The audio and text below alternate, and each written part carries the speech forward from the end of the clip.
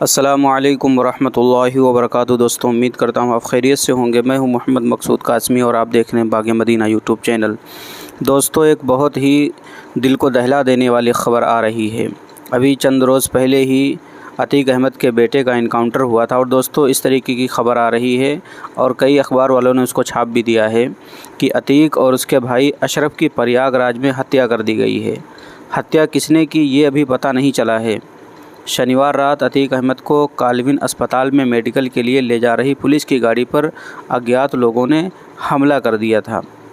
इन लोगों ने पुलिस की गाड़ियों पर फायरिंग की। हमले में अतीक और अशरफ की मौत हो गई है। हालांकि यूपी पुलिस अभी इस मामले पर कुछ भी नहीं कह पा रही है। अतीक के बेटे को सुबह ही दफनाया गया था। शनिवार सुबह 10 बजे माफिया अतीक अहमद के बेटे असद को प्रयागराज के कब्रिस्तान में दफनाया गया। असद के नाना हामिद अली समेत 20 से 25 रिश्तेदारों को ही कब्रिस्तान में पुलिस ने जाने दिया। अतीक बेटे के जनाजे में शामिल नहीं हो पाया था। सुपुर्द खाक की रस्म के दौरान कसारी मसारी कब्रिस्तान की ड्रोन से निगरानी की गई।